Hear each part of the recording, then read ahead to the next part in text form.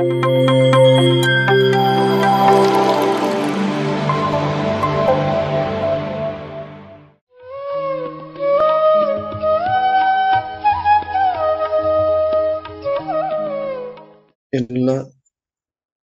ಧ್ಯಾನ ಮಿತ್ರರಿಗೂ ಸಾಧಕರಿಗೂ PMC ವಾಹಿನಿಯಿಂದ ಸ್ವಾಗತ.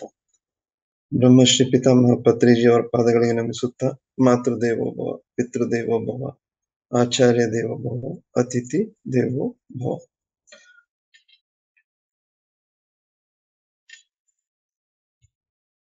ಇವಾಗ ನಾವೆಲ್ಲರೂ 41 ದಿನಗಳ ಕಾಲ ಧ್ಯಾನ.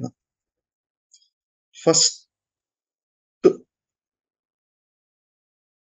ಯಾರು PMC ವಾಹಿನಿ ಮುಖಾಂತರ ವೀಕ್ಷಿಸ್ತಾ ಇದ್ದೀರೋ ಅವ್ರಿಗೆ ಒಂದೇ ಒಂದು ಪ್ರಶ್ನೆ ಅಂದ್ರೆ, ಯಾಕೆ ನೀವು ಧ್ಯಾನಕ್ಕೆ ಬಂದಿದ್ದೀರಾ? Why meditation for you? ಎದಕ್ ಬೇಕಾಗಿತ್ತು ಮೆಡಿಟೇಷನ್? ಇಮಿಡಿಯೇಟ್ ಆಗಿ ನಮಗೆ ಉತ್ತರ ಬರ್ಬೋದು. ಒಂದು ಆರೋಗ್ಯಕ್ಕೆ, ಆರೋಗ್ಯ ಮೇನ್ ಆಗಿ ಬರೋದು ಆರೋಗ್ಯ. ಅದರಲ್ಲಿ ಶಾರೀರಿಕ ಇರ್ಬೋದು, ಮಾನಸಿಕ ಇರ್ಬೇಕು, ಭಾವನಾತ್ಮಕವಾಗಿರ್ಬೋದು, ಯಾವ್ದಾದ್ರೂ ಇರ್ಬೋದು. ಬಟ್ ಈತಕ್ಕೋಸ್ಕರ, ಆರೋಗ್ಯಕ್ಕೋಸ್ಕರ ಅಂದ್ರೆ there are doctors, there are ಮಾನಸಿಕ ಆರೋಗ್ಯಕ್ಕೆ there are counsellors. But why meditation? ನೀವು ಯಾತಕ್ ಬಂದಿದ್ದೀರಾ ಮೆಡಿಟೇಷನ್? ಈಗ ನಮ್ಮ PMC ವಾಹಿನಿಯಿಂದ ನಿಮಗೆ ಆಮಂತ್ರಣ ಹೋಗುತ್ತೆ. ನೀವು ಬಂದಿದ್ರ, ಸಾಕಷ್ಟು ಜನ ಈಗ ವೀಕ್ಷಿಸಬಹುದು ಲೈವ್ ಅಲ್ಲಿ, ಇಲ್ಲ ಆಮೇಲೆನು ವೀಕ್ಷಿಸಬಹುದು. ಅದೇ ನೀವು ಬಂದಿದ್ರಲ್ಲ, ಫಸ್ಟ್ ನೀವು ಶಾರೀರಿಕವಾಗಿ ಬಂದಿರಲ್ಲ, ಇಲ್ಲ ಪೂರ್ತಿಯಾಗಿ ಬಂದಿರ, ಶರೀರ ಮನಸ್ಸು ನಿಮ್ಮ ಭಾವನೆ ಕಂಪ್ಲೀಟ್ ಮೆಡಿಟೇಷನ್ ಕಡೆ ವಾಲಿದೆಯಾ, ಅದು ಫಸ್ಟ್ ನೀವು ನೋಡ್ಕೊಳ್ಳಿ. ಕರ್ದಿದೀವಿ, ಶಾರೀರಿಕವಾಗಿ ಬಂದು ಕುಂದಿರ್ಬೋದು, ಆದ್ರೆ ಮನಸ್ಸಲ್ಲಿ ಏನೇನೋ ಬೇರೆ ಭಾವನೆಗಳು ಇರ್ಬೋದು. ಮೆಡಿಟೇಷನ್ ಅಂದ್ಕೂಡೆ ನಿಮ್ಮಲ್ಲಿ ಮನಸ್ಸಲ್ಲಿ ಏನೋ ಒಂದು ಪೂರ್ವಗರ್ಭಿತ ಒಂದು ನಿರ್ಧಾರಗಳು ಇರ್ಬೋದು. ಸೊ ಎಲ್ಲ ಪಕ್ಕಕ್ಕೆ ಇಡ್ರಿ. ಫಸ್ಟ್ ನೀವು ನಿಮ್ಮ ಮನಸ್ಸಿನಲ್ಲಿ ಮೆಡಿಟೇಷನ್ ಬಗ್ಗೆ ಯಾವುದೇ ರೀತಿಯ ಐಡಿಯಾ ಇತ್ತಂದ್ರೆ ಅದು ಪಕ್ಕಕ್ಕೆ ಬಿಟ್ರಿ. ಯಾಕಂದ್ರೆ ಮೆಡಿಟೇಷನ್, ಧ್ಯಾನ ಮನುಷ್ಯನಿಗೆ ಹೊಸದಲ್ಲ. ನಾವು ಹುಟ್ಟುತ್ತಾ ಧ್ಯಾನಸ್ಥರಾಗಿ ಹುಟ್ಟೋದು. ಹೊಸದ್ಯಾವುದು? ಈ ಮನಸ್ಸು. ಇದನ್ನ ಚೆನ್ನಾಗಿ ಅರ್ಥ ಮಾಡ್ಕೊಳ್ಳಿ. ಧ್ಯಾನ ಹೊಸದು ಅಲ್ಲ. Meditation is not new for us. It is from our birth. Mind is new. ಮನಸ್ಸು ಹೊಸದು. ಮನಸ್ಸು ಹೊಸ ಹೊಸ ಕಲ್ಪನೆಗಳನ್ನ ಮಾಡ್ತದೆ, ಹೊಸ ಹೊಸ ನಿರ್ಧಾರಗಳನ್ನ ಕೊಡ್ತದೆ, ಹೊಸ ಹೊಸ ಜಡ್ಜ್ಮೆಂಟ್ಸ್, ನಿರ್ಣಯಗಳನ್ನ ಕೊಡ್ತಾ ಹೋಗ್ತದೆ. ಸೊ ನಾವು ಮೂಲತಃ ಧ್ಯಾನಸ್ಥರಿರೋದೆ. ಸೊ ನಾವು ಅದನ್ನ ಮರ್ತಿದೀವಲ್ಲ, ಆ ಮರ್ತಿರೋ ಕಾರಣಕ್ಕೆ ನಮಗೆ ಎಷ್ಟೆಲ್ಲ ಏರುಪೇರು ಆಗ್ತೈತಿ. So what is meditation? First ನೀವು ಪೂರ್ಣವಾಗಿ ಕೂತ್ಕೊಳ್ರಿ. ಕರೆ ಬಂದಿದೆ, ಆಮಂತ್ರಣ ಐತೆ, ಫಸ್ಟ್ ನೀವು ಪೂರ್ಣವಾಗಿ ಬರ್ಬೇಕು. ಬರೀ ಶಾರೀರಿಕವಾಗಿ ನಿಮ್ ಮೊಬೈಲ್ ಮುಂದೆನೋ ಇಲ್ಲ TV ಮುಂದೆನೋ ಕೂತ್ಕೋಬೇಡ್ರಿ. ಮನಸ್ಸಿನಲ್ಲಿ ಯಾವುದೇ ರೀತಿಯ ಆಲೋಚನೆಗಳು ಬೇಡ, ನಿರ್ಧಾರಗಳು ಬೇಡ, ಸಂಶಯಗಳು ಕೂಡ ಬೇಡ. ನಾನ್ ಮಾಡಿದ್ರೆ ನನ್ನ ಆರೋಗ್ಯ ಸರಿ ಹೋಗುತ್ತಾ? ಎಷ್ಟೊಂದು ಅನುಭವಗಳನ್ನ ಕೇಳಿದೆ PMCಲಿ, ನನಗೆ ಆಗುತ್ತಾ? ಇಲ್ಲ, ಈ ಸಂಶಯ ಬೇಡ.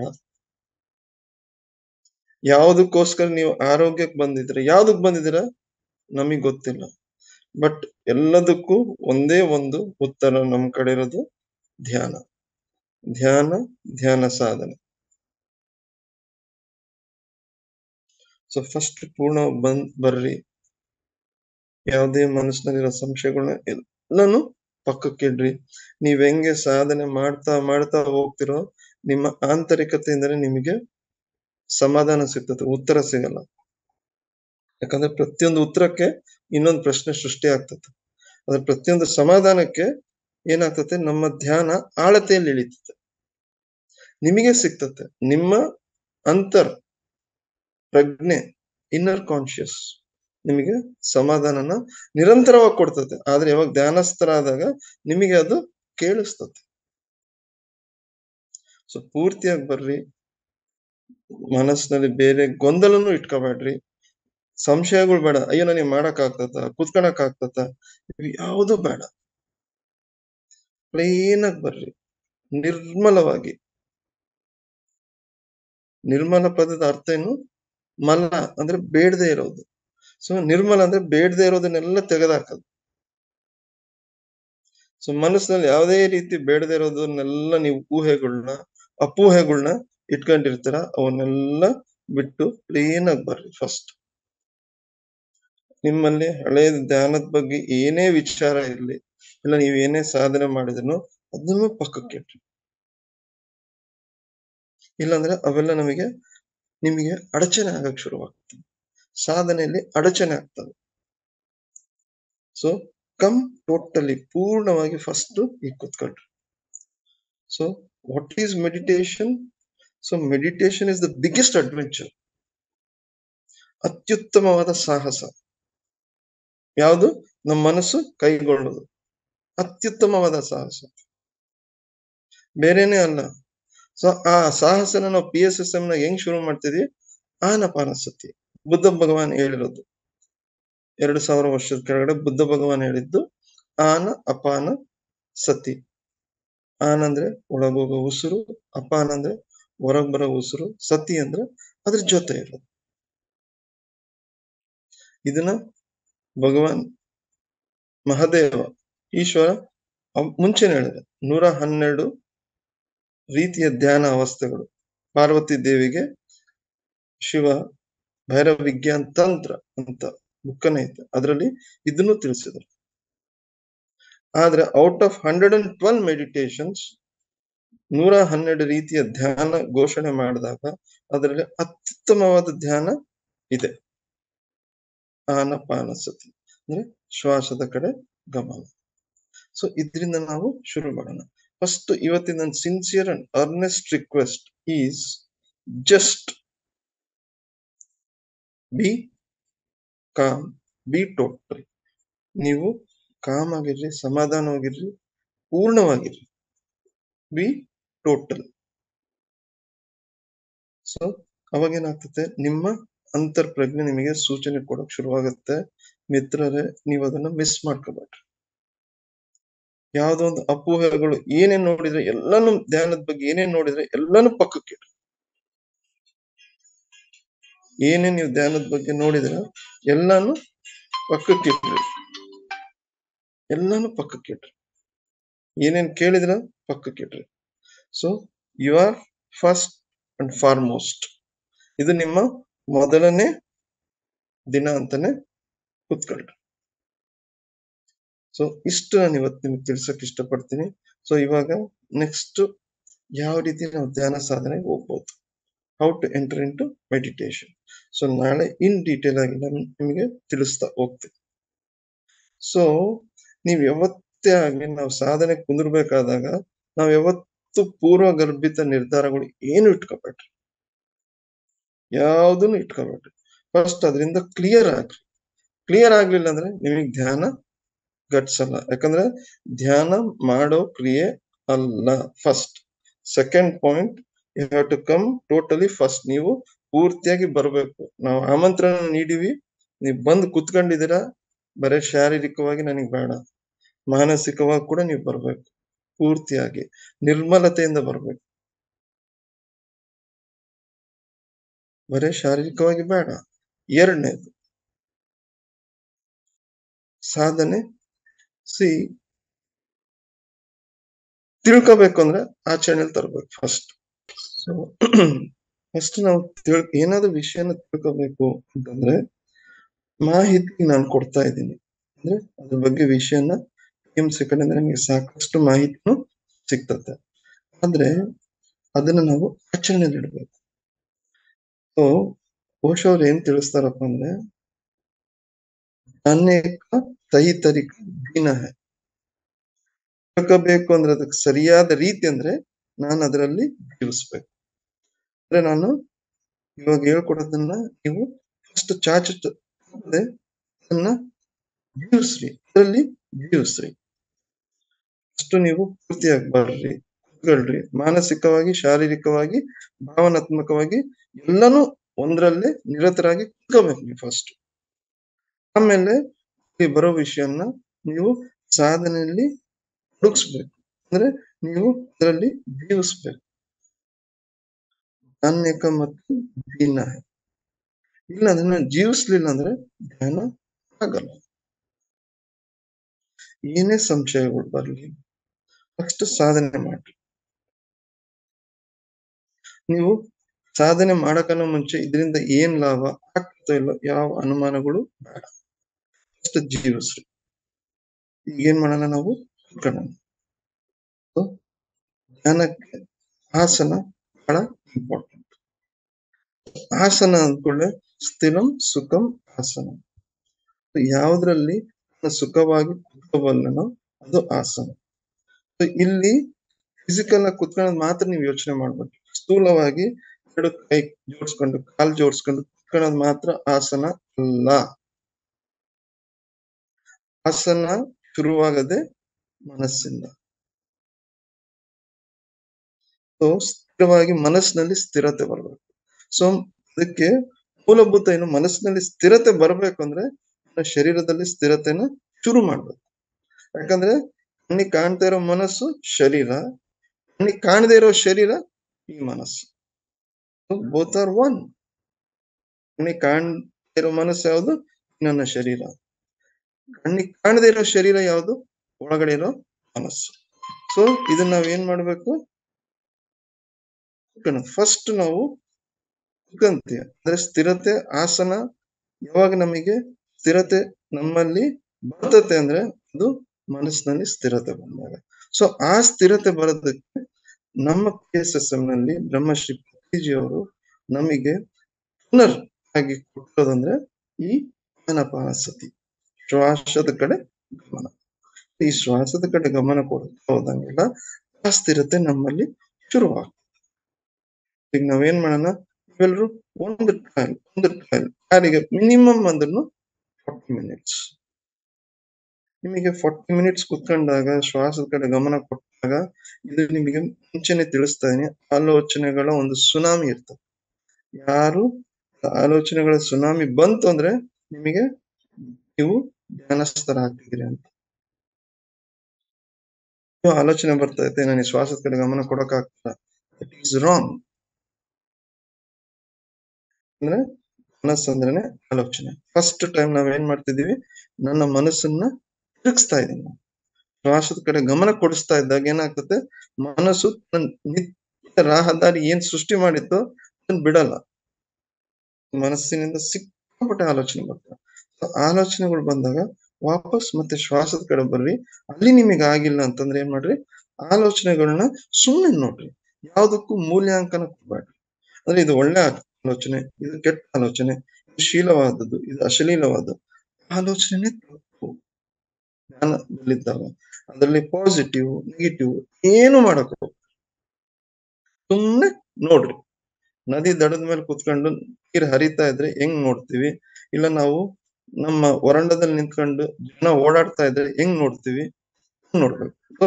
ಅದಕ್ಕೆ ಮೂಲ್ಯಾಂಕನ ಬೇಡ, ಯಾವ್ದನ್ನು ವ್ಯಾಲ್ಯೂ ಮಾಡ್ಬೇಡ.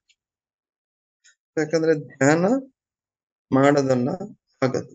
ನಾವು ಶ್ವಾಸದ ಕಡೆ ಗಮನ ಕೊಟ್ಟಾಗ ಮನಸ್ಸಿನಲ್ಲಿ ಶೂನ್ಯ ಸ್ಥಿತಿ ಸ್ಟಾರ್ಟ್ ಆಗ್ತದೆ. ಅಲ್ಲಿಂದ ಧ್ಯಾನ ಶುರುವಾಗ್ತದೆ. ಧ್ಯಾನ ಮಾಡೋದಲ್ಲ, ಧ್ಯಾನ ಘಟಿಸೋದು. ಆ ಘಟಿಸುವಿಕೆಗೆ ನಾನು ಏನೆಲ್ಲ ಮಾಡ್ಬೇಕು ಅದನ್ನ ಮಾಡ್ಬೇಕು, ಏನೆಲ್ಲ ನನ್ನಿಂದ ತೆಗೆದಾಕ್ಬೇಕು, ಏನೆಲ್ಲ ಮಾಡಬಾರ್ದು ಅದನ್ನ ನಾಳೆ ನಿಮ್ಗೆ ತಿಳಿಸ್ತೇನೆ. ಫಸ್ಟ್ ಅಂದ್ರೆ ಫಸ್ಟ್ ಮಾಡ್ಲಿ. ಯಾಕಂದ್ರೆ ಜೀವನದಲ್ಲಿ ಜೀವಿಸೋದಕ್ಕೆ ಎರಡು ರೀತಿ ದಾರಿ ಇದೆ. ಒಂದು ಪ್ರಾಪಂಚಿಕವಾಗಿ, ಇನ್ನೊಂದು ಧಾರ್ಮಿಕವಾಗಿ. ಧ್ಯಾನ ಅಂದ್ರೆ ಧರ್ಮದಿಂದನೇ ಬಂದಿರೋದು. ಧ್ಯಾನದಿಂದನೇ ಧರ್ಮ. ಮೂಲಭೂತ ಆ ಪದದಿಂದ ಅಂದ್ರೆ ಧೀ ಶಕ್ತಿ ಅಂದ್ರೆ ಏನು, ಆತ್ಮಶಕ್ತಿ. ಸೊ ಧ್ಯಾನ ಧರ್ಮ ಜೀವಿಸ್ಬೇಕಂದ್ರೆ ಎರಡು ವಿಧ. ಪ್ರಾಪಂಚಿಕತೆ, ನಾನು ಏನಾದ್ರೂ ಒಂದು ಬಿಸ್ನೆಸ್ ಅಲ್ಲಿ ಇನ್ವೆಸ್ಟ್ ಮಾಡ್ತಾ ಇದ್ದೀನಿ ಅಂದ್ರೆ ಅದ್ರ ಆಗು ಹೋಗುಗಳನ್ನ ನೋಡ್ಕೋಬೇಕು. ಇದರಿಂದ ಲಾಭ ಬರ್ತದ ಇಲ್ಲ, ಕಳ್ಕಂತೀನ ಇಲ್ಲ. ಧರ್ಮದಲ್ಲಿ ಧ್ಯಾನದಲ್ಲಿ ಅಂದ್ರೆ ಫಸ್ಟ್ ಜೀವಿಸ್ಬೇಕು, ಫಸ್ಟ್ ಅದ್ರಲ್ಲಿ ಇಳಿದು ಬಿಡ್ಬೇಕು, ಆಮೇಲೆ ಅದು ನಮಗೆ ಕಾಣ್ತಾ ಹೋಗ್ತದೆ. ಇದ್ರಲ್ಲಿ ನಾನು ಶ್ವಾಸದ ಕಡೆ ಗಮನ ಕೊಟ್ಕೊಳ್ಳಿ, ನಿಮಗೆ ಏನಾಗತ್ತ ಆಗ್ತತ್ತ ಇಲ್ಲ ಸಂಶಯಗಳು ಬೇಡ. ಫಸ್ಟ್ ಕೊಡ್ರಿ, ಆಮೇಲೆ ನೋಡ್ರಿ. ಇದ್ರಾಗೆಲ್ಲ ಫಸ್ಟ್ ಮಾಡ್ರಿ, ಆಮೇಲೆ ನೋಡ್ರಿ. ಫಸ್ಟ್ ತೊಡಗಿಸ್ಕೊಳ್ರಿ, ಆಮೇಲೆ ನೋಡ್ರಿ. ನಾನು ಯಾವ್ದ್ ಲಾಭ ಇದಾವ ಯಾವ್ದನ್ನು ನಾನು ಇಲ್ಲಿ PMC ನೀವು ನೋಡಿರ್ತಾರ ಅದನ್ನು ಪಕ್ಕಕ್ಕೆ ಇಡ್ರಿ. ಯಾಕಂದ್ರೆ ನಿಮಗೆ ಆಗ ಲಾಭ ಅದಕ್ಕನ್ನ ಜಾಸ್ತಿ ಆಗ್ಬೋದು. ನೀವು ಅದು ಫಿಕ್ಸ್ ಮಾಡ್ಕೊಂಡ್ರೆ ಅಲ್ಲಿಗೆ ಉಳಿತೀರ. ಯಾಕಂದ್ರೆ ಪ್ರತಿಯೊಬ್ರು ಎವ್ರಿಬಡಿಸ್ ಪೊಟೆನ್ಶಿಯಲ್, ಎಲ್ಲರಲ್ಲೂ ಸಾಮರ್ಥ್ಯ ಇದೆ. ಪ್ರಕೃತಿ ಪ್ರತಿಯೊಬ್ಬರನ್ನ ಅತ್ಯುತ್ತಮವಾದ ಯುನೀಕ್ ಅಂತ ಸೃಷ್ಟಿ ಮಾಡಿರೋದು ಅತ್ಯುತ್ತಮತೆಯಿಂದ ಸೃಷ್ಟಿ ಮಾಡಿರೋದು. ಹಂಗಿದ್ದಾಗೆಲ್ಲ ಪಕ್ಕಕ್ಕೆ ಇಡ್ರಿ, ಆರಾಮಾಗಿ 2 ಕೈ ಜೋಡಿಸ್ಕೊಳ್ರಿ, ಲಾಕ್ ಮಾಡ್ಕೊಳ್ರಿ, 2 ಕೈ ಜೋಡಿಸ್ಕೊಳ್ರಿ. ನೀವು ಸೋಫಾ ಮೇಲೆ ಕುತ್ಕೊಂಡಿದ್ರೆ ಒಂದು ಕಾಲ್ ಮೇಲೆ ಒಂದು ಕಾಲ್ ಈ ರೀತಿಯಾಗಿ ಕ್ರಾಸ್ ಮಾಡ್ರಿ. ಕೆಳಗಡೆ ಒಂದು ಏನಾದ್ರೂ ಒಂದು ಆಸನ, ಒಂದು ಒಂದು ಡೈರೆಕ್ಟ್ ಕಾಂಟ್ಯಾಕ್ಟ್ ಭೂಮಿಗೆ ಇರೋದು ಬೇಡ. ಕಾಲಿಂದ ಕೆಳಗಡೆ ಕುತ್ಕೊಂಡಿರೋದು ಲೋಟಸ್ ಪೋಸ್ಚರ್ ಅಂತೀವಿ, ಅಂದ್ರೆ ಕಮಲದ ಒಂದು ಸ್ಥಿತಿ. ಅಂದ್ರೆ 2 ಕಾಲುಗಳನ್ನ ಮಾಡ್ಬೇಕು, ಮಕ್ಕಳು ಹಾಕೊಳ್ರಿ, 2 ಕೈ ಈ ರೀತಿಯಾಗಿ ಜೋಡಿಸ್ರಿ. ಫಸ್ಟ್ ಸ್ಟ್ರೈಟ್ ಆಗಿ ಅಂದ್ರೆ ಬೆನ್ನೆಲುಬನ್ನ ಸ್ಟ್ರೈಟ್ ಮಾಡ್ರಿ. ಆಮೇಲೆ ಯಾವುದೇ ಕಾರಣಕ್ಕೆ ಗಂಡ ಆಯ್ತು ಅಂದ್ರೆ ಮಾತ್ರ ಸ್ಟ್ರೈಟ್ ಮಾಡಕ್ ಹೋಗ್ಬೇಡ್ರಿ, ಬಿಟ್ಬಿಡ್ರಿ. ಸ್ಟ್ರೈಟ್ ಆಗಿರ್ಬೇಕನ್ನೋ ಒಂದು ಮನಸ್ಸಿನಲ್ಲಿ ಇಟ್ಕೋಬೇಡ್ರಿ. 2 ಕೈ ಜೋಡಿಸ್ಕೊಳ್ರಿ.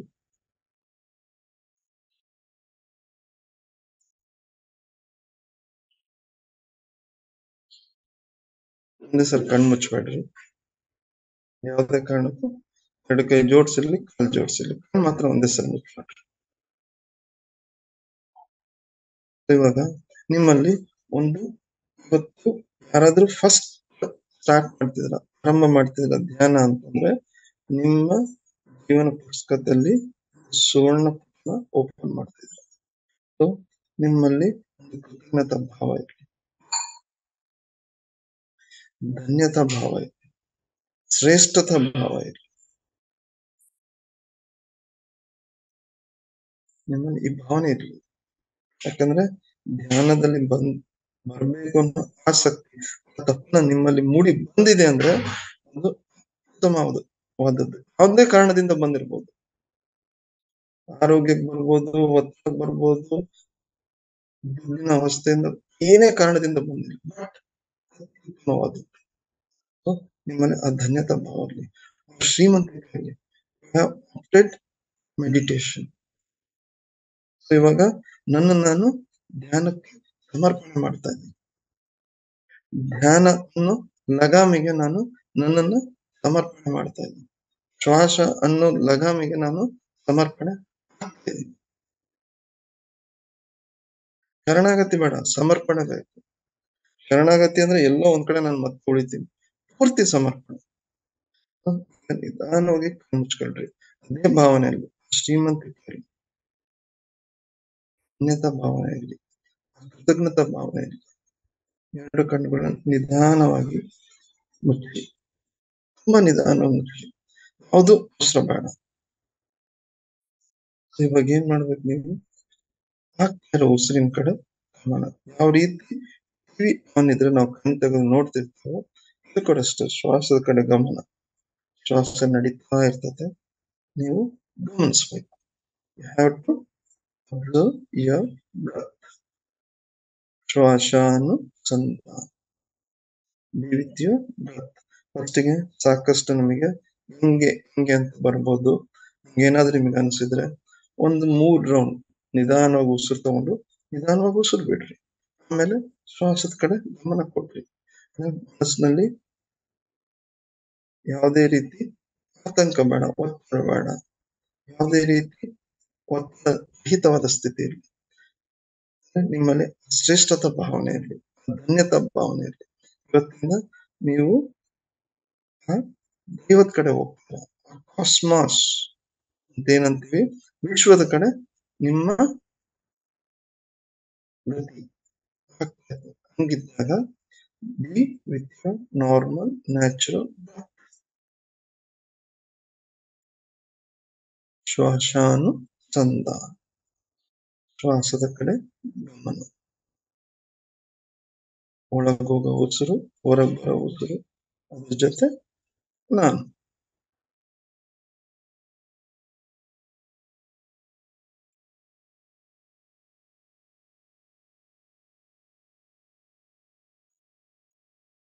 Be with your breath.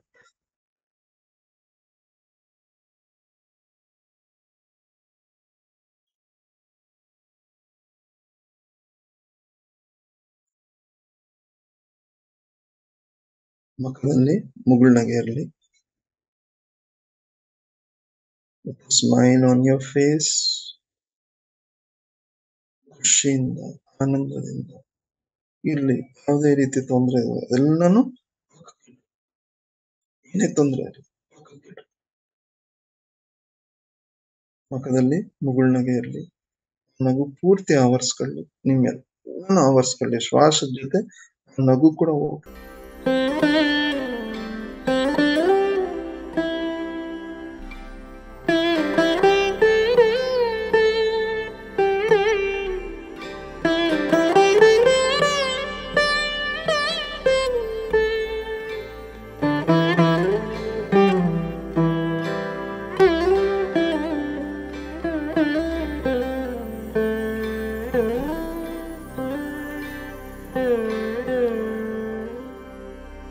PMC Kannada channel ಅನ್ನು ಲೈಕ್ ಮಾಡಿ, ಶೇರ್ ಮಾಡಿ, ಸಬ್ಸ್ಕ್ರೈಬ್ ಮಾಡಿ ಮತ್ತು ಮಾಡಿಸಿ. ಎಲ್ಲರಿಗೂ ಧನ್ಯವಾದಗಳು.